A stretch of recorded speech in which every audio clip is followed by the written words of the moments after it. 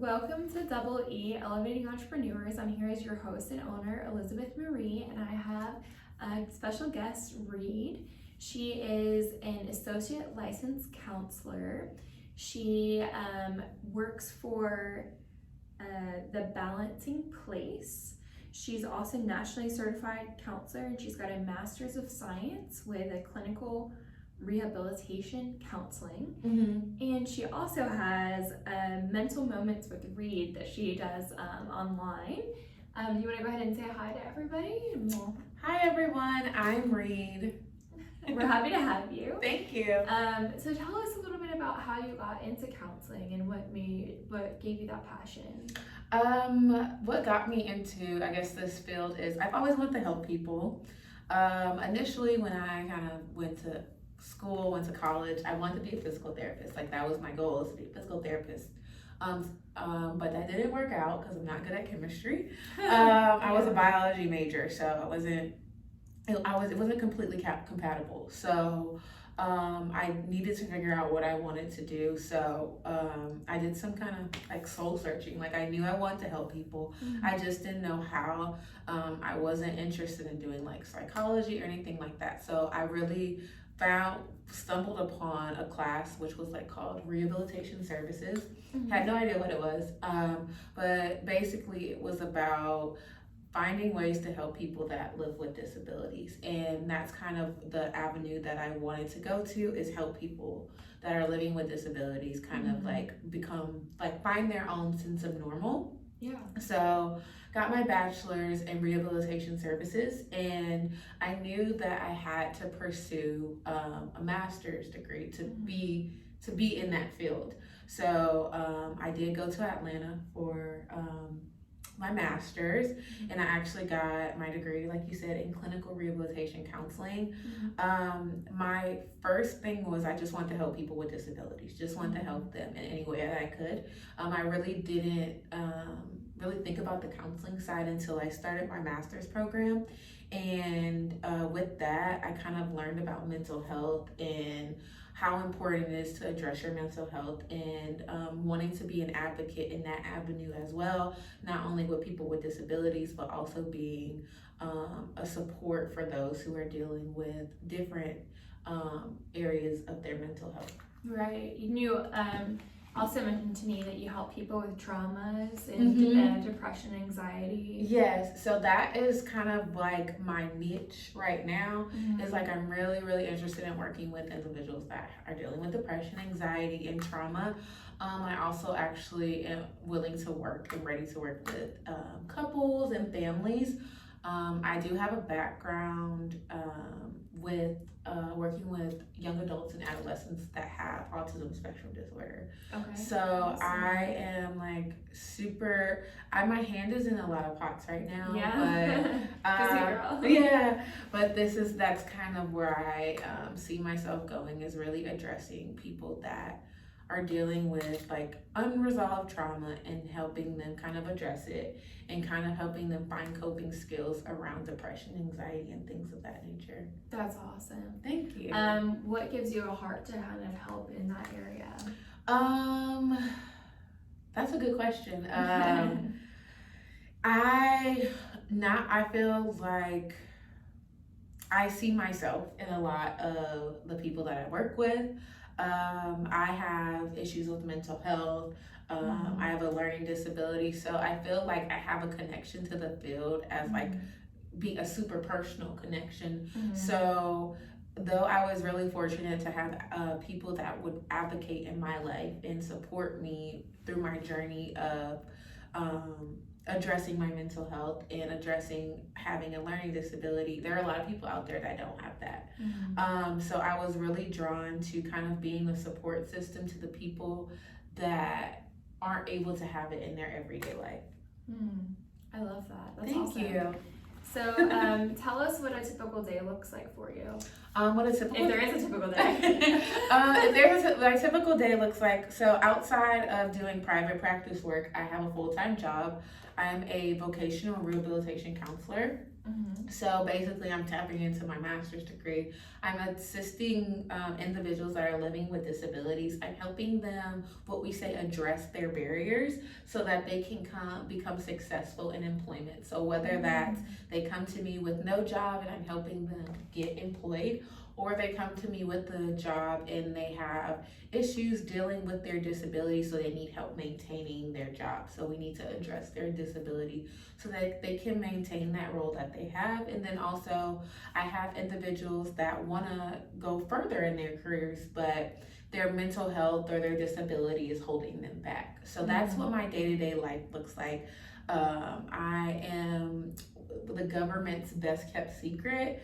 I do work for the state of Texas, so we do help anyone that's in need, that is living with a disability, that is really trying to become a member of society and work and make money and be a productive member in this crazy world. Yeah, that's awesome. Yeah.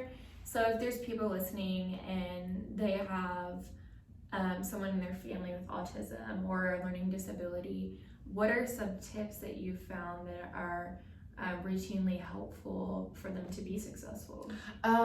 So with learning disabilities, if you do have a family member that has a learning disability, it's really important that you tap into the school system.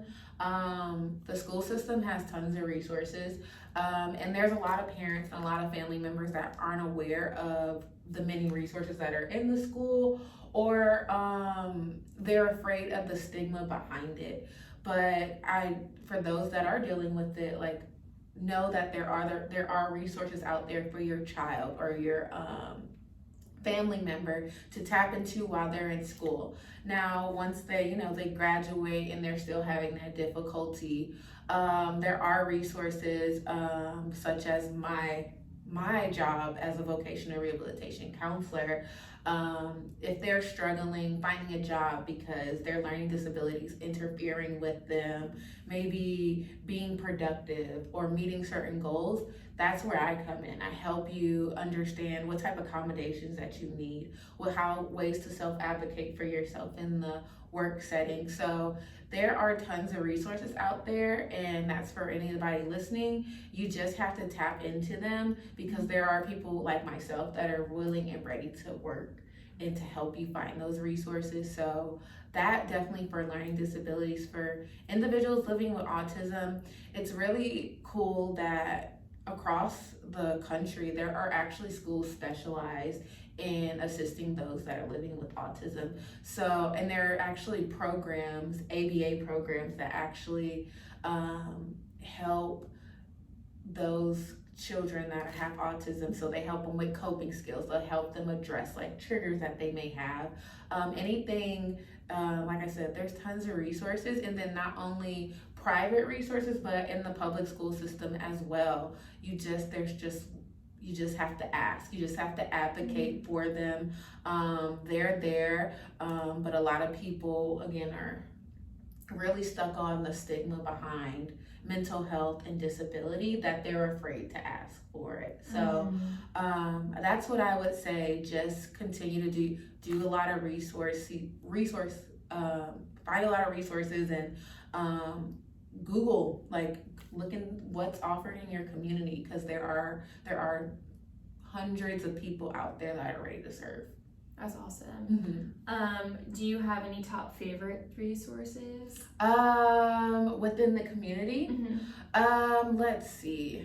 As far as resources, I would say first, number one resource is like your pediatrician, your doctor. So if you have someone that you rely on in the health field, that would be the number one resource to tap into, because they're going to be able to give an extra level of support and an extra level of information that you don't already know. As far as like private practices or private areas that actually serve, I would say me as a resource. Yeah, absolutely. Even though I practice in Irving with my job, Texas Workforce Solutions, shameless plug, gonna put that out there.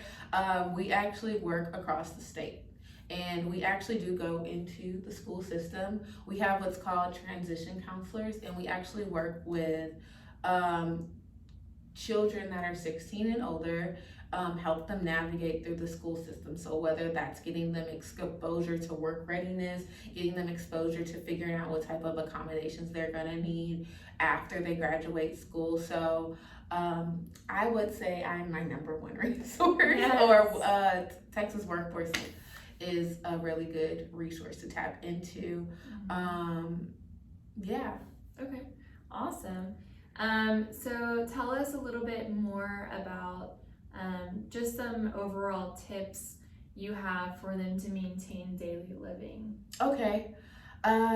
So if you're struggling with mental health, and I can understand that it can be hard to kind of go through the day and kind of go through your regular routine. I think number one is to basically be self-aware. Be aware that there is something different, whether that you haven't been able to get up at a set time every day. It's harder for you to get up every morning, or it's harder for you to go into work and to leave what you're feeling at home, or leaving what you're feeling in your car. Number one is addressing it. Number two would be to actually do the research, figure out where these feelings are coming from. So whether it's coming from stress from work, whether it's coming from family stress, relationship stress, financial stress, figure out the root of this issue.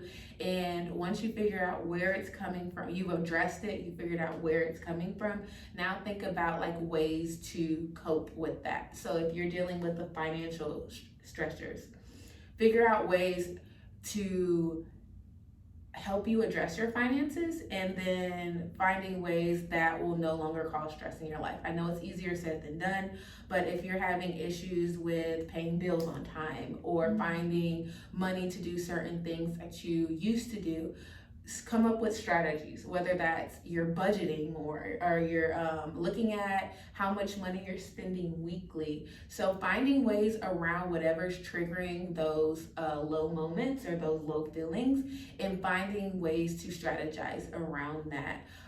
If you do feel like you doing it all by yourself isn't working, you don't have the motivation to do it, I would always say seek out help.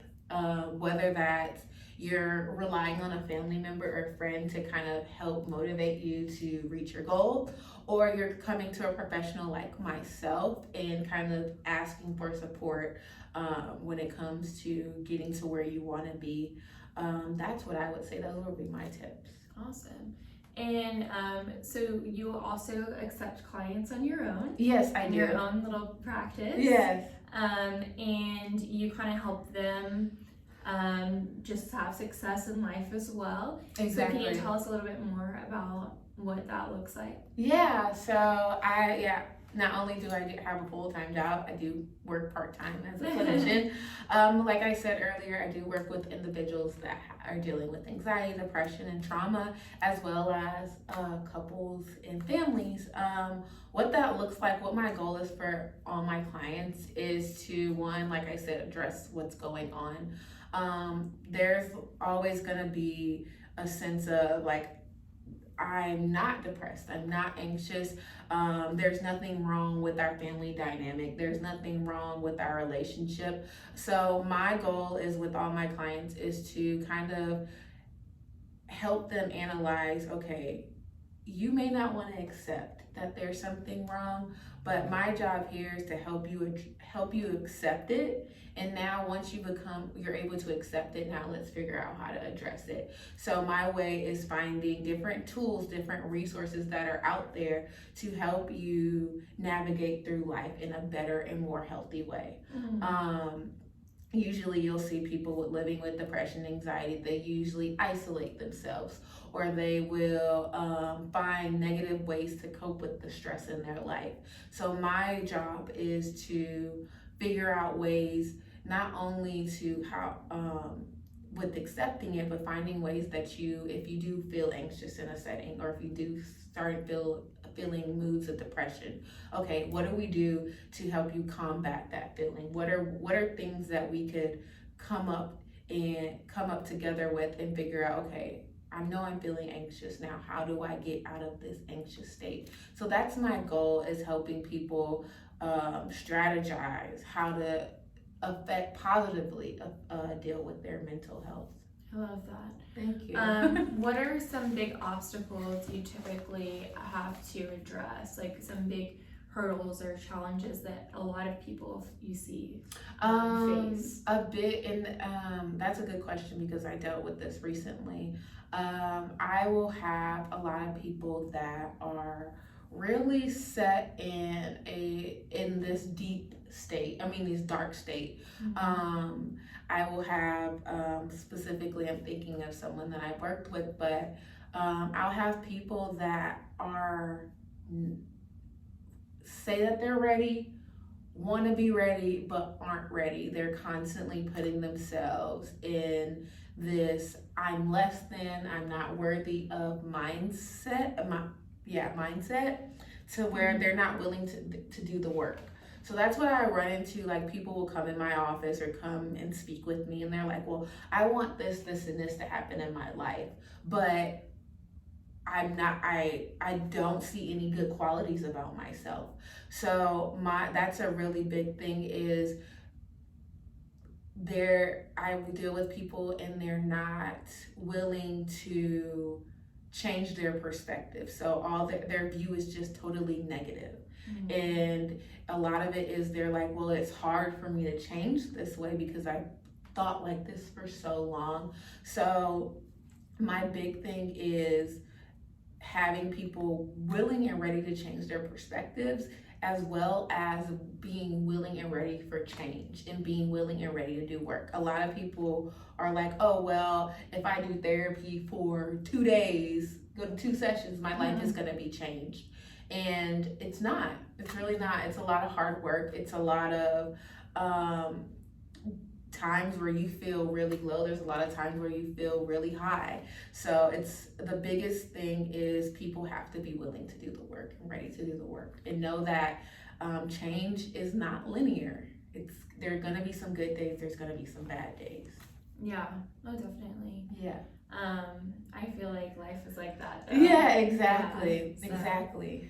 That's awesome. Thank you. What made you want to start and branch out and kind of do that on your own? So I have a fantastic supervisor, counseling supervisor, and she kind of gave me the opportunity. When I first met with her, we talked about my goals in this field, and she kind of offered up like, hey, I have a counseling practice. If you want to take advantage of, practicing these skills and reaching these goals, I can help you get there. So I definitely want to give it all up to her, because it was definitely something in my mind that I wanted to do, something that I wanted to tap into, but I just couldn't get there. Mm-hmm. So she was just super receptive to what I wanted to do and where I wanted to grow. And she offered up the opportunity for me. That's awesome. Yeah. I love that. Thank you. What is the name of your practice? It is called the Balancing Place counseling practice. We are all virtual. Mm-hmm. They have several therapists on staff.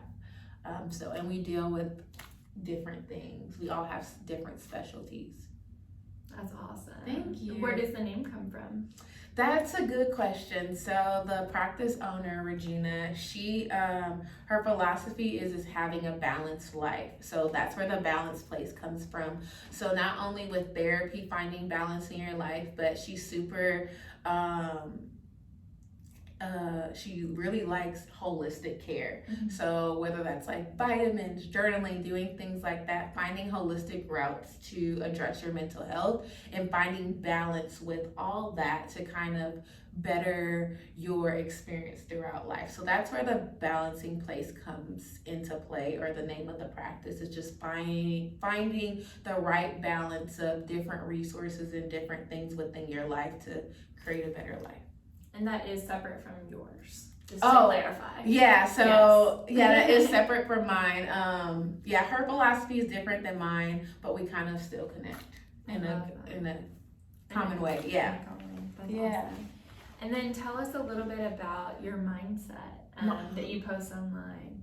Yeah, so I have an Instagram page, a mental health page. It's called Mental Moments with Reid. It was kind of a sporadic thing. When I first thought of it, I wanted to kind of address the Black community because there's such a big stigma in the Black community when it comes to mental health. So I really wanted to provide a resource for somebody that looked like me, from someone that looked like me, or someone that looks like me. Mm-hmm. I'm getting caught in the words, but I wanted to provide that because we hear so much about how in my community that you can pray it away, or God wouldn't give you these issues if you were saved, or you were closer to him. But mental health is so much more than prayer and faith. It's how your body reacts to certain things. So that was my main thing, is providing the resources to the Black community, but also providing those resources to anybody else who needs it, because there's so much I feel like there's so much worth in knowledge. Mm-hmm. And a lot of people sit in these negative spaces and aren't aware of that there are ways to fix it, or aren't aware of this isn't normal. So that was really my reason for doing it, is because there's a lot of mental health pages out there that provide these quick tips for you, but I wanted to tap into it in a different way. I wanted to kind of give people the space to kind of explore what it looks like to be mentally sound and mentally healthy. And if you are mentally healthy, how do you continue to grow in a healthy way? That's awesome. Thank you. What are some things that you've seen that people put blockages for themselves, and how do you suggest they overcome them in their mental health? I think a big thing is trauma. Yeah. And that's kind of what that's why I want to work in that area, is because a lot of people sit in unresolved trauma, and it leads to so many issues down the road. So a lot of trauma comes from childhood, and a lot of the time we suppress those experiences, those negative experiences. And as we grow into adults, we're realizing that we're becoming irritable out of nowhere. We're becoming more closed off out of nowhere, when as a kid we were so warm and inviting. But as we grow, we're changing, our personalities are changing, and we're unaware of where the cause of it is. So definitely unresolved trauma is a big factor that I like to deal with. That's awesome. Thank you. What are some tips that you suggest for people to start processing it before they see a counselor? I would say journal. I would say if you feel like there is something missing, or you feel as though you want change, start writing down, okay, what you're seeing happening in your everyday life. If you're seeing like you're becoming more stressed over a certain situation, if you're seeing you're becoming more closed off and more isolated, start writing it down. I feel like the pen is a very powerful tool. Mm-hmm. And being able to write down your experiences and then read it back and kind of see what I'm writing about myself, what I'm writing about how I'm feeling. Is this how I want to feel? Is this how I want to continue to look at life? Is this how I want to continue to move through life? And as you're writing, you're noticing that these traits that are these feelings that you are bringing up are not the feelings that you want to have every day. Then I say that's when you seek out help. Because if you can't do it on your own, there are hundreds of people out there that can help you get there. But the first is kind of being able to pinpoint where you see yourself lacking. Okay, that's a great tip. Thank you. So we also talked about how a lot of people, like you said, will tell you to pray, to do things like that. Mm-hmm. So it's also something that you think will be helpful for clients. Can you walk us through a little bit about your philosophy on that as well? As far as when you'll hear you can pray it away, or God will take this away from you. I believe in God. I have a strong faith in God. But I know, and this is so funny because me and my mom were actually having this conversation not too long ago. And yes, I mean, God, if you pray, you know, miracles can happen. But sometimes God expects you to do the work, and that's just how I feel. There's sometimes you have to do the work to get the blessing that you're ready to receive. And if God didn't want therapists, if God didn't want people like me in this world, he wouldn't have created me. That's kind of what I feel. Yeah. If God never wanted you to have the help outside of him, again, I wouldn't be here. There wouldn't be resources like me out here to help guide you to that, whatever you're manifesting, whatever you're hoping for. So that's kind of how I see it. Is I'm not trying to get you further away from your faith or from whatever you believe in. I'm trying to get you closer to that. I'm trying to help you figure out the strategies and how to get there, because there's a lot of, you're not going to close your eye. God is not a genie. You're not going to close your eyes and, you know, you're going to have $1 million in front of you. You're not going to have the house that you want in front of you. It's going to require work. And a lot of the times we can't work on our own. We can't do it on our own. So I'm one of the resources that will help you tap into that, I guess, that motivation to get it done. So yeah, that's kind of how I feel about it. I love that. That's awesome. Thank you. That's really cool. So I know there's a lot of people too that struggle with seasonal depression. Do you have anything specifically that you feel like helps a lot of your clients overcome seasonal depression? Seasonal depression, of course, it really does come around when, of course, the times change and then the sun sets a lot earlier and things of that nature.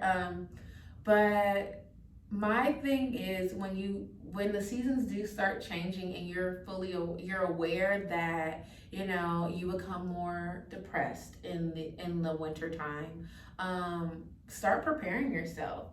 Start figuring out ways that you can get those happy chemicals moving back in your mind again. So whether that's you start journaling, or you start hanging out with friends more, or you start working out. My big thing is always working out, because you're always your body and your brain are always pumping up those endorphins, and your body is providing you with that happy chemical that helps you have a better mood and have energy and do things like that. So if you know that the season's about to change, if you know that you become you're more down during the winter time, then start finding things that you can do. Start finding hobbies. So whether that's you start taking a pottery class or doing taking up some type of new hobby that you haven't done before, do that. Keeping yourself active and moving, I think that's like a really big thing when it comes to coping with seasonal depression, is not giving into that feeling of, oh, I want to stay in bed, I want to sleep all day, I don't want to talk to my friends. No, this is the time of the year where you actually have to force yourself to be in those situations, to keep yourself in a good mood. That's important. Are there certain techniques that you use in your therapy styles? Like I've heard of EMDR and specifically for trauma, right? Yeah, and actually I'm in therapy myself. CBT and DBT. Yeah, and my therapist actually uses EMDR. I'm not a certified EMDR therapist, so I do not use it, but it is a great tool to take advantage of for those that are dealing with trauma.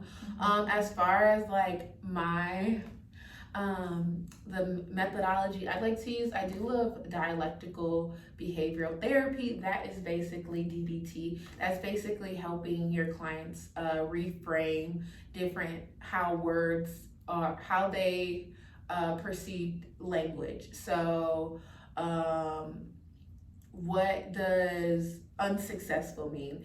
For you, unsuccessful may look completely may look completely different than what it looks like for me. So helping kind of my clients kind of reframing how they process and see different situations. Cognitive behavioral therapy is really good. Kind of getting to the root of the issue and addressing that and implementing change. Right now with the balancing place, we do what's called ACT therapy or acceptance therapy. So that means like basically establishing goals for yourself, establishing ways you want to improve in life and then acting on them. So it's really, and it does kind of have a little bit of DBT in it and CBT in it within that ACT therapy too. So we do that as well. My main thing is just, I guess it's really cognitive, kind of like finding the root of the issue and addressing it. I like that. Thank What you. are some ideas to help people uncover that and get to the root of things? That's a good question. Like I said before, journaling, noticing when you're feeling your worst. So if you notice like one day out the week you're feeling lower than others, write what happened throughout your day. Maybe there was something that triggered you throughout your day that you were completely unaware of. And then writing it down writing it down days on end, you're gonna be able to see the similarities. Okay, well, when I did this is when I started to feel off. This is when I started to feel anxious. This is when I wanted to start isolating myself. And also, I lost my train of thought, but journaling. You said isolating yourself when you do certain things. Yeah, isolating yourself when you're doing certain things. So just paying attention to how you react. A big thing that I like to tell people, not just clients, but friends, is start paying attention to your body. Start paying attention to when you start feeling uncomfortable. What's triggering that feeling of discomfort? Whether you feel that in your chest, whether you feel that in your legs. Really, really be in tune to how your body reacts to certain things and certain people in certain situations.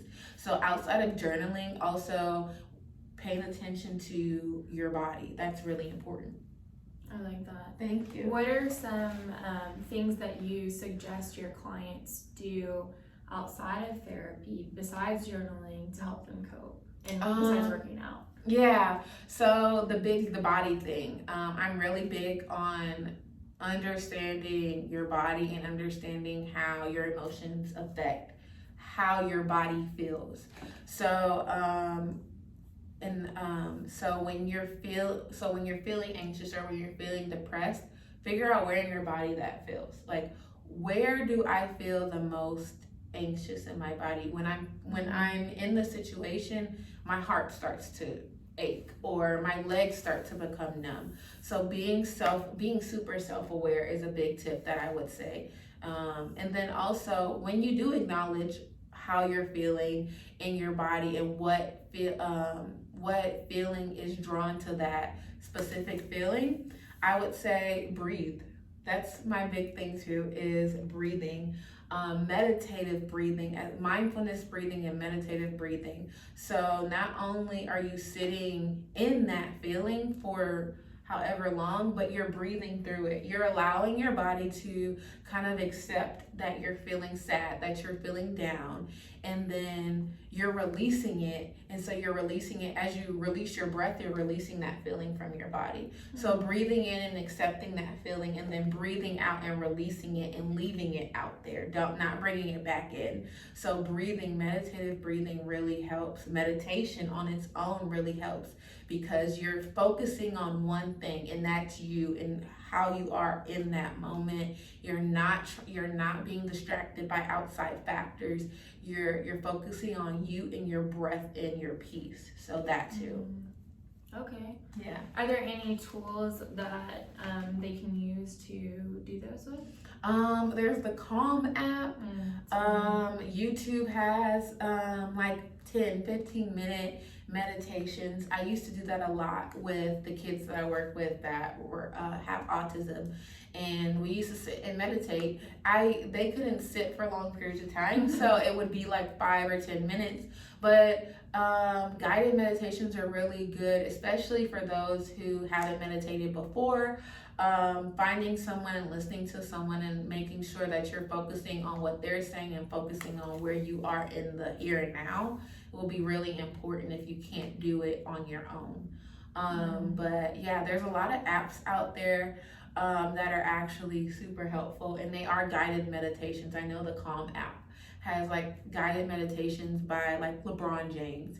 So if you, and so many different celebrities, so if you are drawn to a specific celebrity or someone's voice, the Calm app will be something really cool to tap into as well, to be like that resource to help you kind of sit in the moment. I love that. I also really like the Abide app. It's like more of like a Christian app for meditation. I like. Okay, I need to look into that. That's cool. It's pretty cool. I like it. Okay. That one's really good too, and it just focuses on like a certain verse and. Okay. Abide. Okay, Yeah. I'm gonna definitely look into that. That's so awesome. So, what are the biggest hurdles that you see people put in front of themselves that prevent them from recovery? Past experiences. And it's so funny, I'm actually reading this book called The 4 Agreements, and it's so good. So anybody, if you haven't read it, read it. But one of the things that he talks about in the book is that when we try to do something and we fail or we're doing the wrong thing, we're constantly punishing ourselves. After that one time we punish ourselves for doing this quote unquote bad thing, we continue to punish ourselves.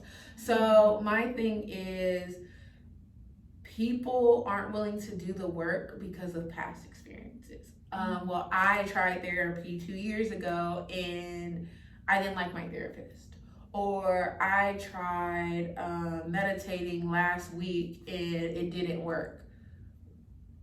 Okay, so what about it didn't work? What about what happened with this therapist that you felt like you guys weren't compatible?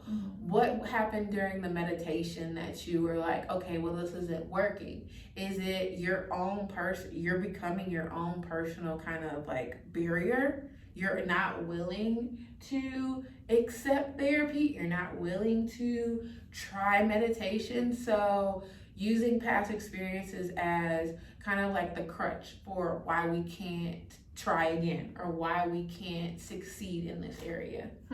Okay, that's awesome. And then I was going to ask you too, what are some tips that you have for mental health? What are some tips I have for mental health? Number one would be being, again, self-aware, noticing that there's something not right, and then ignoring all those outside voices. There will be a lot of people in your life that aren't fully accepting of mental health and that you may have issues with your mental health, but if you're self-aware that there is something wrong and that there needs to be a change, that is number one. Number two is finding ways to cope with that, whether that's you coming up with strategies on your own, whether you're changing your diet, whether you're exercising, whether you're incorporating new things into your life like journaling, meditation, or whether you're seeking out help, whether that's medication or whether that's you're seeking out a counselor or a life coach. Becoming self-aware and then putting action behind that. Okay, there's something wrong. Okay, how do I change this? Okay, this is what I have to do. And then just sitting in the discomfort would be number three. Is with any change in life, it's going to be uncomfortable because it's something new. You're not used to the feeling, you're not used to the situation, you're not used to the journey. So being aware that it's gonna be uncomfortable and it's gonna be hard some days. It's not gonna be easy. Change is never easy. So being fully aware that you're going to have to sit in discomfort for a long period of time in order to see change, in order to become healthier in your eyes. Okay, that's great. If people are struggling with relationships and whether it be with coworkers, family members, romantic relationships, what are some ideas or suggestions that you have to fight fair and deal with conflict?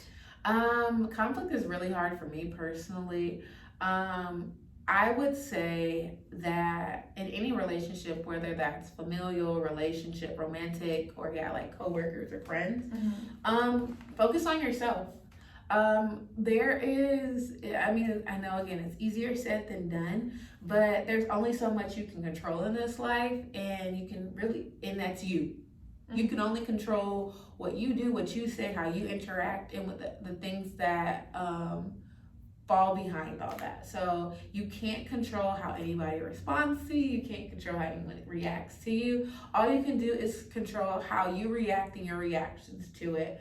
And then work on yourself. If it's a romantic relationship, make it known like there's something that's not working here, and I'm gonna do the work so that I can become better for myself. And my expectation is that you would hopefully do the work too. Relationships can't be one-sided. You can't be the only one doing work and that your partner's sitting and waiting for you to change your perspective. They also have to be willing and ready to do the work. And that's even with friendships. If you notice that your friend is lacking in a certain area and you make it known to them, and it's all about if they're willing to do the work, because obviously you bringing it to their attention, you're really ready to change something or do the work. So it's really about finding change in yourself. You can't change your friend, you can't change your partner, you can't change your coworker. You can only change how you adapt and react to the situation. That's good. Thanks. What are some ideas to de-escalate something? De-escalate something. Don't feel like if someone's having a screaming match with you, don't feel like you have to figure out how to quiet them down. Figure out how to quiet yourself down. And when I say that, I mean quiet down your emotions. Because usually when somebody is yelling at you or screaming at you, you want to scream back. Or if somebody is becoming physical, you want to hit back. My tip is, again, you can't control what anybody says or does. You can only control your reaction to them. So if you're fighting fire with fire, the fire is going to get bigger. So the main goal is to not react to the way that they're reacting and to stay in a calm, less reactive state. So whether that's you have to walk away, and you know what? That's fine. Walk away until, they feel like they've been hurt, or they feel like they've gotten to a point where they no longer need to be hyper reactive. Or if you want to sit in the situation, if somebody's telling you something that you don't like, simply tell them this. Okay, I understand what you're saying. I'll take that into consideration.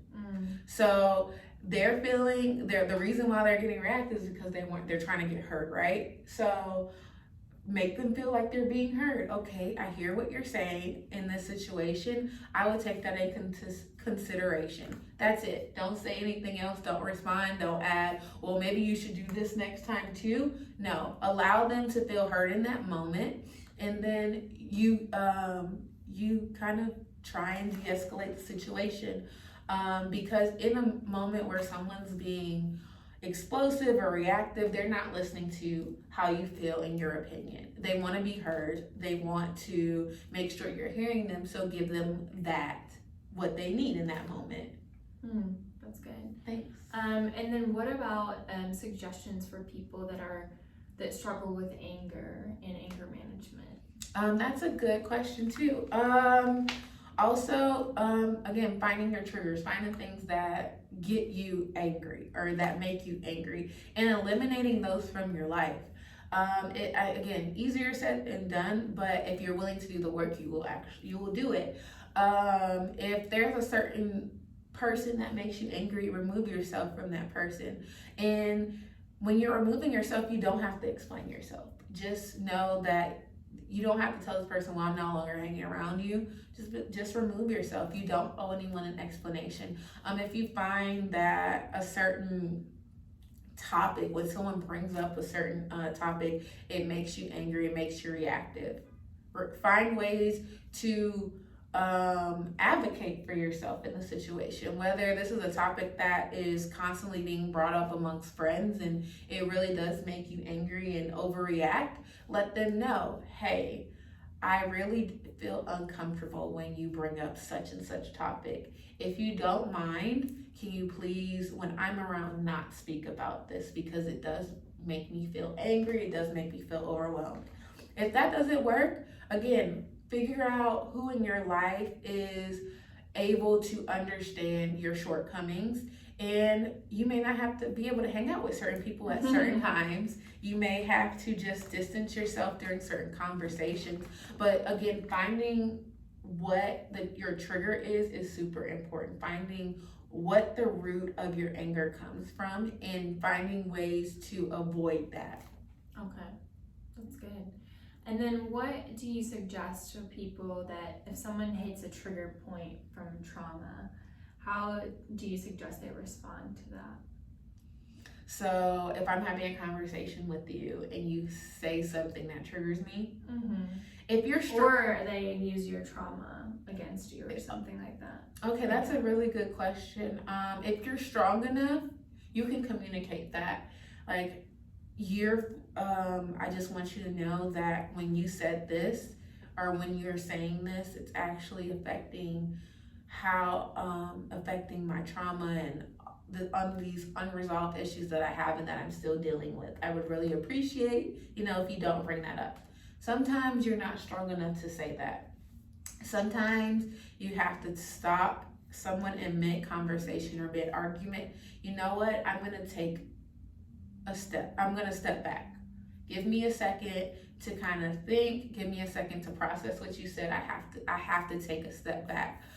It's hard to tell someone that you love or you care about that you have to pull yourself away from them, but you have to, if you're trying to overcome your trauma, if you're trying to find ways to resolve this unresolved trauma, you have to be an advocate for yourself. You have to speak up. Because people will use it against you. People will say something and are completely unaware of what they're saying and how it's going to affect you. So being an advocate for yourself, being able to communicate boundaries, and hey, us talking about this topic, I physically cannot sit here during this topic because it really does affect me. So that would be my main thing, is with anything that you find triggers your mental health, is establishing boundaries with those around you. And if those around you don't consider your boundaries, then you need to reevaluate the relationship that you have with that person. I agree. Okay. What are some fun things that you suggest that help people heal? Outside of journaling, I actually like journaling. I don't know if that's fun for everybody. I would figure out what makes you happy. Whether that's, I'm not saying spend lots of money, but whether that's you buying your favorite lip gloss, or whether that's you finding a new perfume. If that makes you feel good, do that. Whether that's maybe going to get a massage, going to treat yourself, self-care, really. And self-care is not spending money on yourself. It's not treating yourself to something new like a manicure or pedicure. It's doing things that make you feel good. So if cooking your favorite meal makes you feel good, cook your favorite meal. If walking your dog makes you feel good, go walk your dog. I think it's the fun thing is self-care, and the key word in that is self. What makes you feel yourself? What makes you feel happy what are things that you do for yourself that makes you feel happy? I love that. That's awesome. And then what tips do you suggest when people are looking for a therapist? There are a lot of resources out there for therapy, but I think when you're looking for a therapist, you really got to know what you're looking for. as far as when I first said figuring out what is wrong, right? And so finding therapists that specialize in those areas. I know there's tons of therapists out there, but a lot of us have different specialties. A lot of us actually work with populations, like me, depression, anxiety, and trauma. A lot of other people may not work with those mental health issues. So it's good to know what you're needing help for. So whether you're needing help for your depression, so narrowing that down. So when you're looking for therapists, look for therapists that actually specialize in whatever issue you may have. Also being fully aware of if you want a male or female therapist. Usually some people really don't care. A lot of people do. Me personally, I like having a female therapist because I feel like she can relate to me on a different level, but some people that's not a factor. Thinking about age too. If you want someone that's your age, or if you want someone that's older than you, I purposely made sure I didn't find anyone for my therapist that was close to my age, because I wanted someone that I quote unquote considered wise, or had been through life a little bit longer than I had. And then also a big thing for me was finding someone that looked like me, because it's easy to share experiences with someone that's Black, or if you're of a different nationality or ethnicity, finding someone that is able to relate to you on that level. So you're not always having to explain, like, this is what happens in my culture, things like that. Not saying that all therapists aren't receptive to different cultures, but I did want someone that knew me, knew the Black experience, and knew how to kind of like help me address what I was feeling.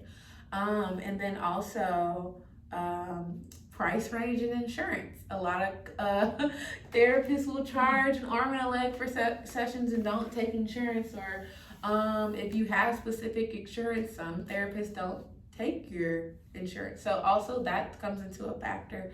But if you're actually looking for a therapist and no one has actually referred you to them, I would say Psychology Today, BetterHelp. Where I found my therapist is for therapy for Black girls. It's not limited to Black girls, but it does have women of color on there that are therapists and specialize in different areas. So yeah. That's awesome. Thanks. And then you treat anxiety a lot. What are some tips you have for people that live day to day with anxiety to help them have a better life? Yeah, anxiety is one of the things I also deal with, and it's super hard because if you're living with anxiety, you have constant wandering thoughts, constant worrying feelings. It's hard for you to focus. A lot of the time, most throughout the entire day, you feel overwhelmed by certain situations or certain things that have come up. Number one, again, would be breathing.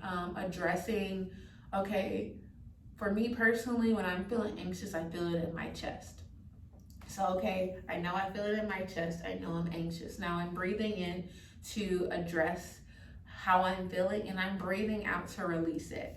So basically meditative breathing, mindfulness breathing, just breathing in and slowing your heart rate down, slowing your mind down from all these wandering thoughts.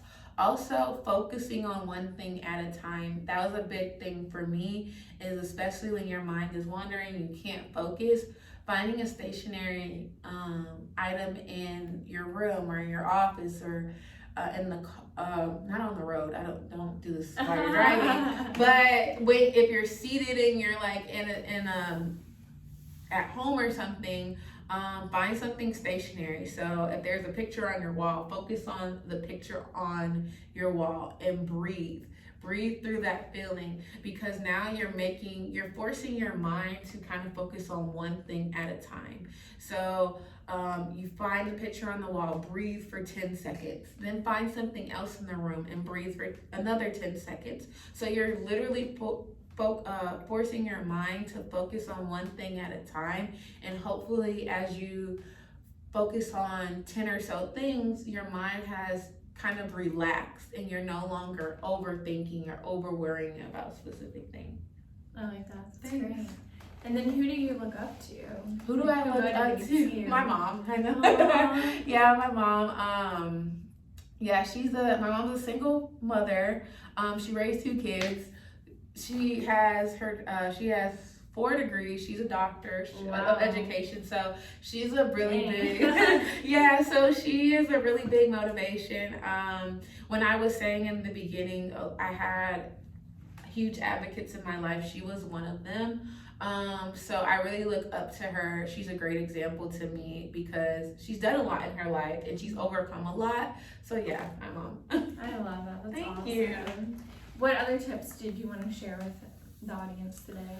Let's Anything we see. haven't hit or touch base on? My whole thing is tapping into resources, doing the research. So if you're stuck on something, if you're unaware, if you're not aware, if your community provides it or you don't know how to get help in a certain area, do the research. Google will be your friend.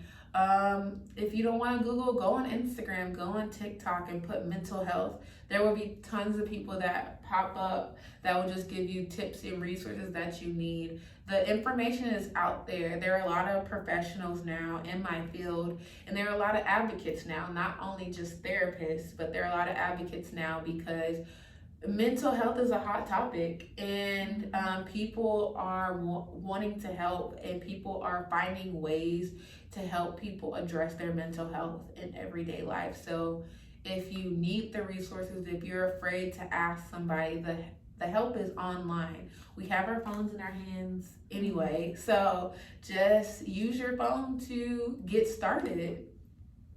What do you think about the stigma behind mental health? I think it's trash. But because that was something I had to overcome with my family. There's nothing wrong with you for having mental health issues. And my therapist put it this way: there's literally all these chemicals in your brain, and the way that your brain is processing and moving these chemicals through your brain, it's not it's, I guess I'm trying to talk. I can't get this, but no. Got it. Yeah, so again, it's trash, but your brain has all these pathways to where they move chemicals through it. So sometimes your brain, these pathways get stuck, or these pathways go to different ways and they change your mood and they change how you feel. That's fine. If there was something wrong with your heart, wouldn't you go to a cardiologist and get it checked out? So same thing with your brain. Your brain is an organ. Your brain is one of the most important organs in your body. So if there's something going on with you mentally, that's your brain. Get your brain checked out. So the stigma behind mental health, again, is trash. I don't subscribe to it, because if anything else was wrong with you, if you broke your leg, if you broke your finger, you would see the doctor. So the same energy should be behind if you're feeling depressed, if you're feeling anxious, if you're having constant moods that you can't explain. Yes, I agree. That's awesome. And then how would people get in contact with you if they wanted to book your services? Yeah, so you can always go on the website, thebalancingplace.com, or you can reach out to the practice. I actually have my card. You can call 214-307-2183, and you can ask for me. My name is Reid. If you go to our website, thebalancingplace.com, I'm actually on the website, and there's actually a client help tab, so you can actually email the practice and inquire about receiving sessions from me, and they can get you set up that way. It also has my rates on there. It has my specialties, and then also, so you can find me that way. Or, again, I have a mental health page. It's Mental Moments with Reid, or MM with Reid on Instagram. And I try and do every Monday providing mental health tips. I call it Mental Mondays. And just giving like different tips and tricks of the trade, helping you address your mental health in the best way I know how to help. But yeah. I love that. Thank you. Awesome. Well, we really enjoyed having you today. Thank you for having me. Absolutely. We're excited to, work a little bit more with Reid too. But you guys stay tuned for the next episode of Double E Elevating Entrepreneurs. Bye. Thanks, guys.